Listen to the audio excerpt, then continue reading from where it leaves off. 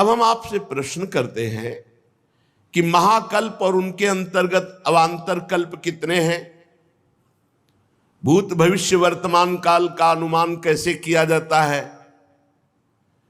क्या स्थूल देहाभिमानी जीव की आयु भी निश्चित होती है या घटाई बढ़ाई जा सकती है? ये जो देहाभिमानी जीव, क्या इसकी आयु निश्चित है? इसको घटाया बढ़ाया जा सकता है क्या अनुष्ठान के द्वारा, जैसे मृत्युंजय, महामृत्युंजय आदि? हे ब्रह्म ऋषि, काल की सूक्ष्म गति है तो उसका मैं वर्णन सुनना चाहता हूं, समय का, त्रुटि से लेकर के परार्ध तक। प्रभु, मैं ये जानना चाहता हूं कि जीव किस कर्म से कौन सी गति को प्राप्त होता है। ये देवता, मनुष्य आदि योनियां तीन गुणों के फल स्वरूप प्राप्त होती है, सतोगुण, रजोगुण, तमोगुण। तो कौन सा कर्म करने पर जीव को देवता बनना पड़ता है, कौन सा कर्म करने पर राक्षस बनना पड़ता है, कौन कौन सी योनियों में ये आप दिव्य दृष्टि संपन्न महापुरुषों में जानना चाहता हूं।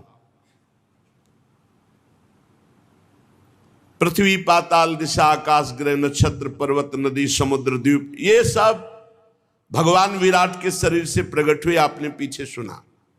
तो भगवान इस ब्रह्मांड का भीतर और बाहर का परिमाण क्या है, नाप क्या है, कितना बड़ा है ब्रह्मांड, बाहर से कितना है, भीतर से कितना है?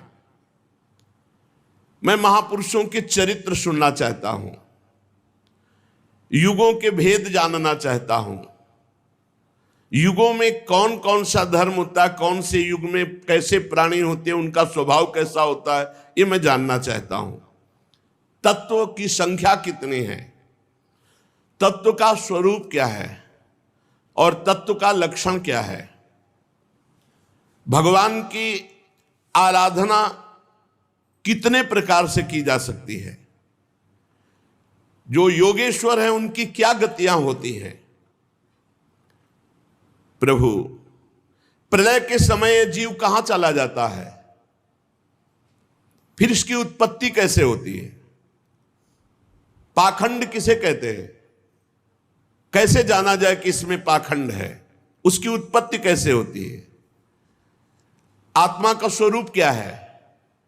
आत्मा कैसे बंधन को प्राप्त होती है और आत्मा का मोक्ष कैसे होता है? आत्मा का स्वरूप क्या है, उसका बंधन क्या है, उसका मोक्ष क्या है? भगवान तो परम स्वतंत्र हैं, अपनी माया से